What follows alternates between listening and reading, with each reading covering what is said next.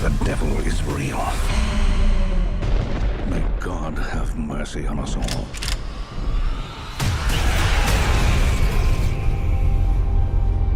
The last Voyage of the Demeter came out a few days ago, but I just watched it today. I just got back from the theater like 5 minutes ago, and I'm so excited to talk about it. If you don't know, I absolutely love horror movies. It's my favorite film genre of all time, no questions asked. And it's very, very rare these days that we get an original horror movie that's not a sequel or a reboot or a remake or a spin-off or part of a much larger franchise. And original horror movies that we do get these days are often like Slender Man or The Bye-Bye Man or something very cheesy and dumb. Not including A24 horror movies, because A24 is doing their own thing and they're really good at it. But those are what a lot of people refer to as elevated horror movies, a term I don't really like. But besides that, it's very rare that we get an original style horror movie that's not elevated horror and not super dumb and super just bad. So the last Voyage of the Demeter is super refreshing because it fills in a void that's been empty for such a long time when it comes to horror movies, especially horror movies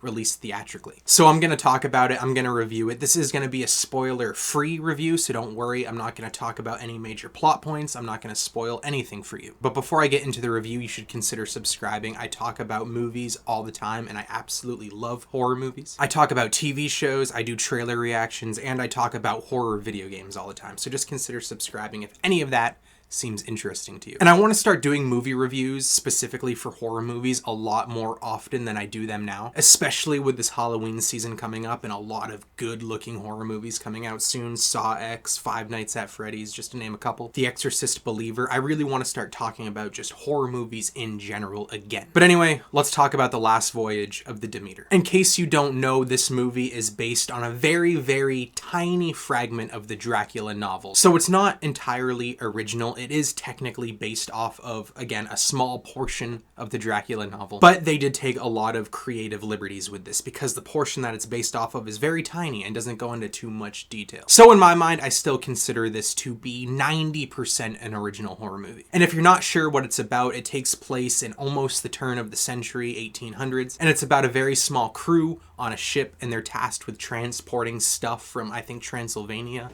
to London. And very, very quickly they realize something is going completely wrong because crew members on the ship are dying one by one. And as the movie progresses, this isn't really a spoiler because it's part of the poster, it's part of all the trailers. If you're watching this, I'm sure you at least know this part, but it turns out to be Dracula. He's a stowaway on the ship, and he's feeding on the crewmates one by one. But that's all I'm going to talk about for the plot. And it's a very simple plot, but it's super effective. There's a surprising amount of characters in this movie that I really, really enjoyed, and the performances were really, really good. Some of the best performances I've seen in a non-A24 horror movie in a very long time. The lead character, played by Corey Hawkins, he played Heath in The Walking Dead, which I had no idea. I saw his name at the end credits and I thought, that name looks familiar. And then I looked him up and I saw he played, again, Heath in The Walking Dead. Phenomenal job. He's the main character in this movie, and he's probably my favorite main character in a horror movie that I've seen in the last probably year to 2 years. He's really good. His character arc is really interesting. And then there was the captain of the ship that was played by, I believe his name is Liam Cunningham. He played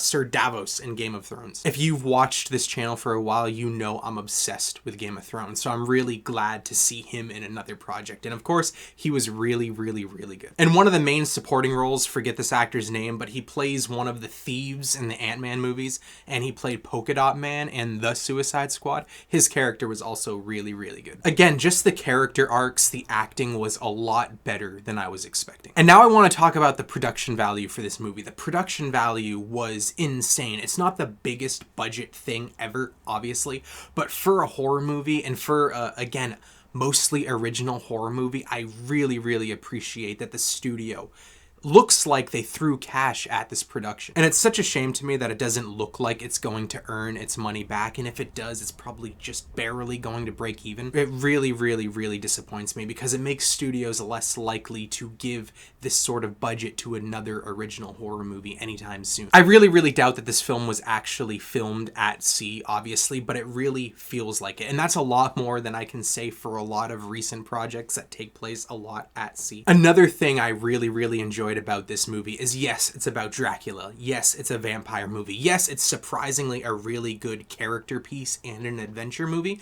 but a lot of its DNA is slasher movie DNA, and I absolutely love slasher films. I wouldn't really say this counts, and I wouldn't say this classifies as a slasher movie, but it has enough of slasher DNA within it for me to say that this is one of the best slasher movies that I've seen in a very, very long time. Because when you think about it, it's Dracula picking people off one by one. That's essentially what a horror movie is. You take a small cast of characters, you usually put them in a very isolated area, and then you have a killer and you set the killer loose on them and he picks them off one by one. I really, really recommend that you go see The Last Voyage of the Demeter. Again, this is one of the best horror movies that I've seen in quite a long time, and I'm gonna be really, really surprised if this movie does not make my top 5 films of the year list come the end of the year. And you really, really should support this film if you consider yourself a fan of horror, or you just want to see more original films being released theatrically. You should go see this. Because I've been seeing a lot of headlines again, and it's so sad that this film so far, based on its opening weekend, is barely making any money. But this film absolutely deserves it. You can see the passion from the actors, the passion from the director, the passion from the writers, from the production, everything, set design, everything. They put so much into this movie, and you can just tell it screams of authenticity. Have you seen The Last Voyage of the Demeter yet, or do you plan to? Let me know in the comments. And once again, consider subscribing. I talk about horror movies all the time, trailer reactions, TV shows, and horror gaming. Thank you for watching, especially if you watch this far.